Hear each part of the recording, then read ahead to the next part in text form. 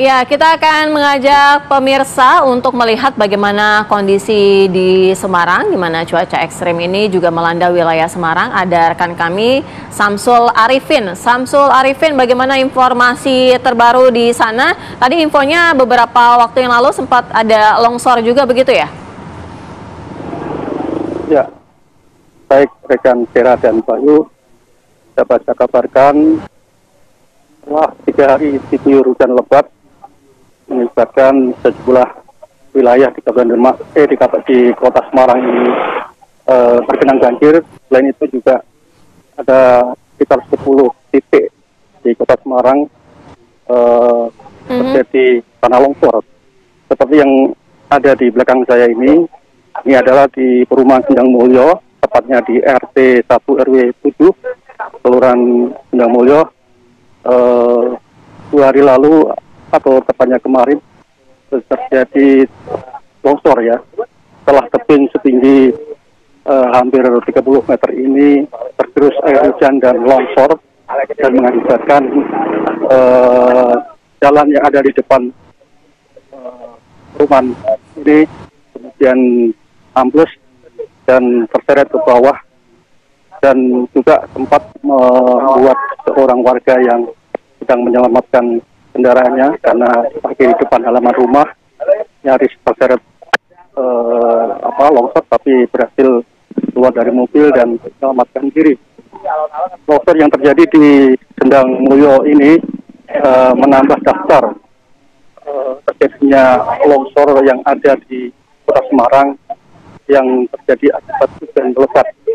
Jadi bisa saya jelaskan bahwa kawasan Semarang ini memang memiliki topografi yang unik karena berada di daratan yang rendah yang merupakan daerah pantai dan juga ada daerah perbukitan. Sehingga ketika terjadi hujan lebat itu bisa dipastikan akan terjadi banjir dan juga ancaman para longsor. Itu yang kira.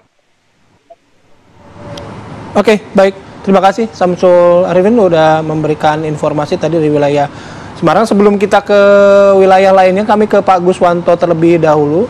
Pak Guswanto, Anda tadi menyebutkan setidaknya ada 2 fenomena ya yang masih terjadi. Nah, apakah dalam beberapa waktu ke depan, seperti tenggat waktu yang Anda sampaikan tadi, ini intensitasnya akan semakin tinggi atau menurun, Pak?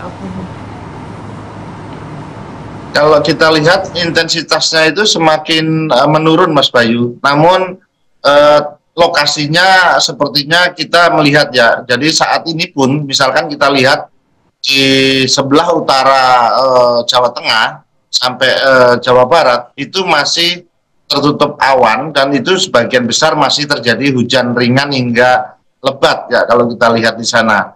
Seperti Pekalongan, kemudian Demak, kemudian Rembang, itu masih terjadi hujannya.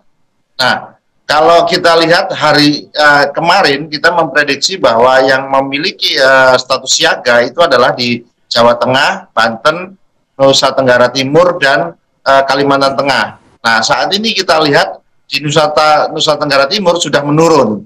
Namun di Bima itu mengalami peningkatan di Sumbawa. Kemudian kita lihat kembali di Kalimantan Tengah juga sudah menurun. Namun di Banten mengalami peningkatan dan muncul baru yaitu di Bengkulu. Demikian. Jadi memang intensitasnya itu tidak konsisten, harus di satu tempat terus-menerus tidak. Jadi dia tergantung karena fenomenanya itu berjalan. Sepertinya kalau kita lihat fenomena siklon tropisnya, bibit siklon tropis tadi kan sudah bergerak ke arah timur dan satu sudah mendekati Darwin dan sudah tidak banyak berdampak ke wilayah Indonesia. Namun ada fenomena yang lain, yaitu adalah MJO, Madden Julian Oscillation, itu masih memiliki pengaruh khususnya di wilayah tengah dan barat. Oke, baik, terima kasih Pak Guswanto atas informasinya. Mudah-mudahan apa yang tadi disampaikan oleh Pak Guswanto juga bisa menjadi kewaspadaan kita semua ya menghadapi cuaca beberapa hari terakhir dan juga beberapa hari ke depan. Sekali lagi terima kasih Pak Guswanto, selamat beraktivitas, salam sehat selalu Pak. Guswanto.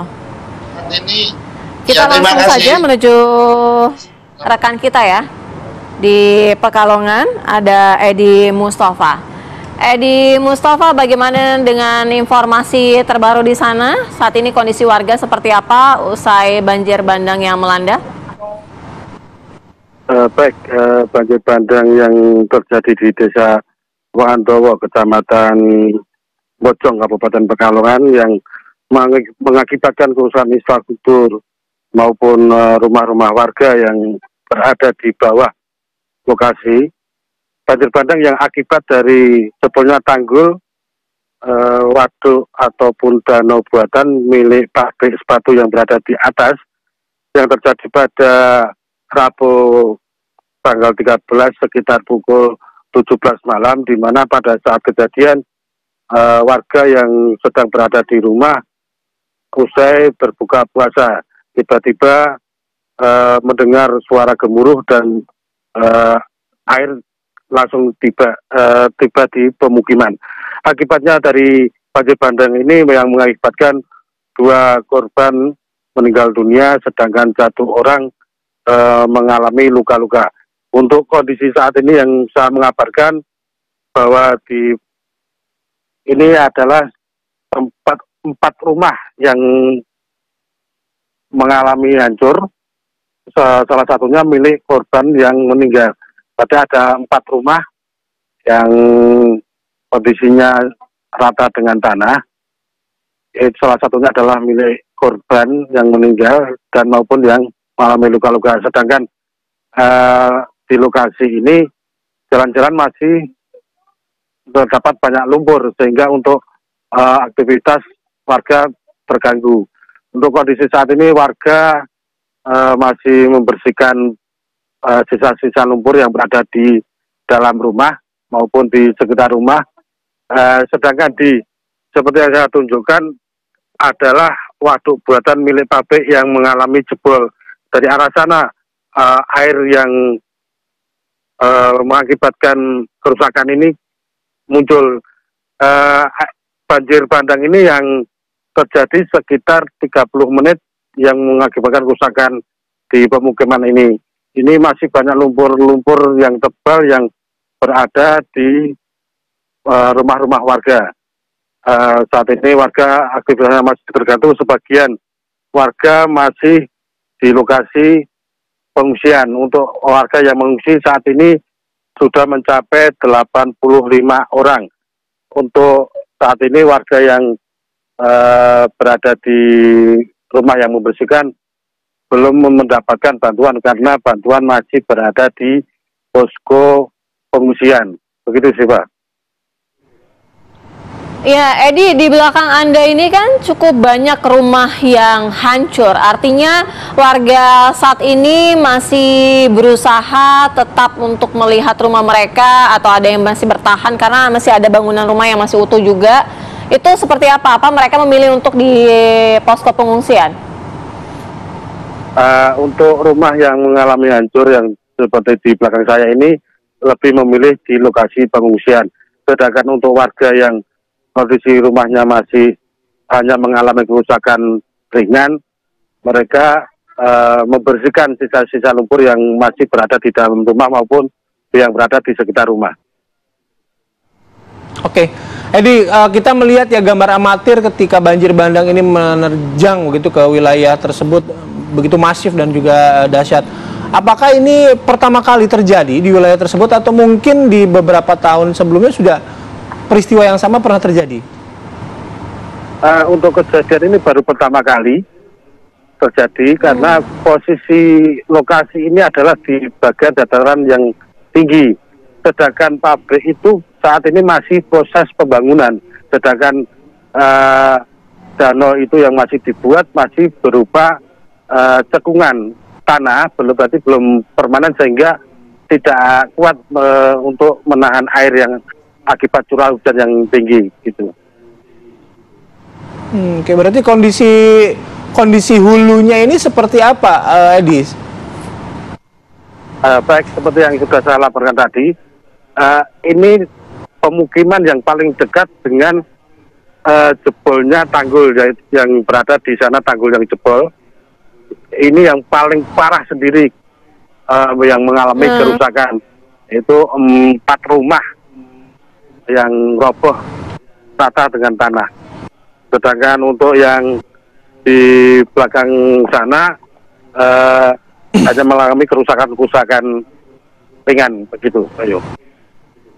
Ya, Edi, apakah sudah ada langkah cepat dari pemerintah daerah setempat, kemudian ada imbauan-imbauan tertentu untuk warga tidak berada di lokasi yang memang dekat sekali dengan tanggul yang jebol begitu? Untuk dari pemerintah sendiri, dari tim BPBD bersama TNI Polri maupun relawan yang bergotong royong untuk membersihkan sisa-sisa lumpur ini, dan juga mengimbau kepada warga untuk berhati-hati karena kondisi intensitas hujannya masih cukup tinggi, sehingga dari tim BPBD sendiri saat ini sudah membuka posko pengungsian maupun untuk melakukan dapur umum untuk memenuhi kebutuhan warga begitu. Posko pengungsian lokasinya di mana saja, Edi? Untuk posko pengungsian berada di bawah, yaitu tepatnya di sebelum masuk pemukiman ini, karena kondisinya sana yang tidak terkena banjir bandang sendiri. Untuk kondisi lokasi pengungsian ada dua, yaitu di Balai Desa Wandombo dan milik salah satu perangkat desa, yaitu dari sekretaris desa. Ya, di sana warga yang mengungsi sekitar 85 orang, sedangkan di Balai Desa sekitar 5 orang begitu. Oke, kalau Anda tadi menyebutkan ada beberapa rumah yang terdampak akibat banjir bandang ini. Mungkin dari beberapa bangunan yang terdampak, adakah juga fasilitas-fasilitas umum yang terdampak sehingga mengganggu aktivitas administrasi warga atau apapun itu? Untuk kerusakan infrastruktur, yaitu satu jembatan yang mengalami kerusakan parah, kemudian satu sekolah taman kanak-kanak, dan satu musola milik warga setempat begitu. Oke, artinya untuk yang sekolah diliburkan atau mungkin dipindahkan terlebih dahulu untuk sementara waktu, Edi?